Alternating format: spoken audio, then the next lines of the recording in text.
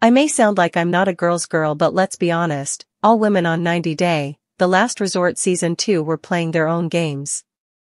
I believe that some female cast members only joined the recent season of 90 Day, The Last Resort to prove their partners wrong. I really liked the concept of troubled couples from the franchise seeking marriage counseling to improve their relationships.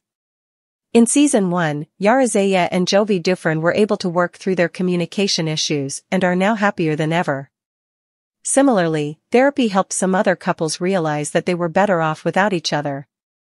Molly Hopkins broke up with her boyfriend, Kelly Brown, and they were able to move forward with their lives. In December 2024, the network premiered 90 Day, The Last Resort Season 2, with some of the most popular couples from the franchise seeking professional help to improve their relationships. Jasmine Pineda and Gino Palazzolo were looking for a solution to their intimacy issues, while Sophie Sierra and Rob Warren wanted to determine the future of their marriage and address their trust issues. Julia Trubkina and Brandon Gibbs needed assistance in compromising and reaching a mutual decision about their plans for a baby. Additionally, Stacey Silva joined this season to address Florian Sukaj's flirtatious behavior. I believe therapy is beneficial for many 90 Day Fiancé couples in addressing their issues, and I appreciate it when therapists help them reconcile.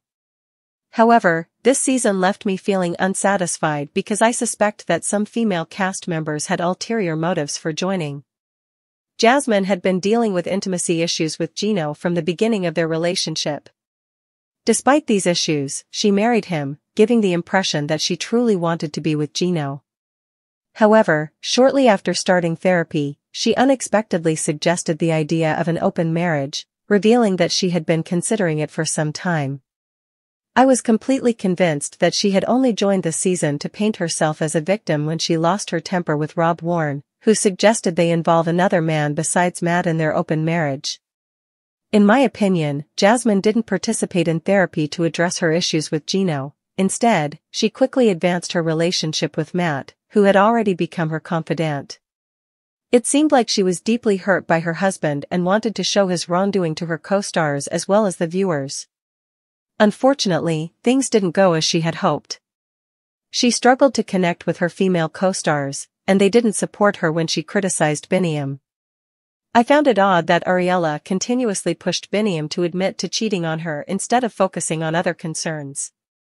Time and time again, I had the impression that Ariella was more interested in emphasizing her efforts to salvage her relationship, implying that Biniam wasn't putting in the same level of dedication. She seemed intent on painting Biniam as an unfaithful husband who caused her pain, rather than working on forgiveness and moving forward. Opting not to share a room with Biniam indicated to me that Ariella had no intention of leaving the resort as a reconciled couple. Even during the tell-all, Ariella appeared more relieved rather than heartbroken when Biniam finally confessed to cheating on her. I'm not a fan of Rob Warren, but I must mention that Sophie wasn't a great partner either. When she moved to the United States, she knew that Rob had cheated on her by interacting with other women online. Despite his infidelity to marry him, I would have respected her more if she had ended the relationship before getting married. However, she moved out of their house shortly after the wedding and had an on-again, off-again relationship with him for 2 years.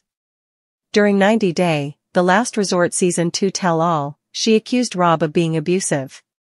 She had sex with Rob after their breakup at the recommitment ceremony, which made me think he might not have been a bad husband. Sophie's changing story makes me wonder if she joined the recent season just to portray Rob as unsupportive and unfaithful in order to get more love and support from fans and co-stars. I'm not excusing Rob's behavior, but it seems like Sophie may have had a hidden agenda for appearing on the show with him. I have been a fan of Julia and Brandon since their first season. Despite their noticeable personality differences, they have managed to make their relationship work and are still together. However, I was disappointed by Julia's selfish behavior in 90 Day, The Last Resort Season 2. She didn't appear remorseful while admitting to cheating on Brandon. Julia even mentioned that she only confessed to cheating because she no longer wanted to feel guilty. I was impressed with how Brandon handled the situation and forgave Julia. Julia consistently refused to seek a second opinion from American doctors regarding her fertility issues. However, I was pleased when she finally agreed to do so. Unfortunately, my support for Julia waned when she gave Brandon an ultimatum to help her bring her parents to the United States. I believe she only joined the season solely to pressure Brandon to assist with her parents' visa application. Although she claims that therapy was an educational experience, her ultimatum to her husband led me to believe that she was playing her own selfish game on 90 Day, the last resort. Look, I know this might ruffle a few feathers, but I've got to say it. I may sound like I'm not a girl's girl, but 90 Day, the last resort season 2 was a masterclass in strategic self-interest, and the women? They were all playing their own games. Let's start with Angela. No surprises there. She's been a chaos agent since day one, and somehow she's made drama into a brand. She rolled up to the resort like she was about to host the Hunger Games instead of repair her relationship with Michael. Sure, she talked a big game about growth and healing, but anyone with 2 eyes and a working remote could see she was only interested in performing vulnerability.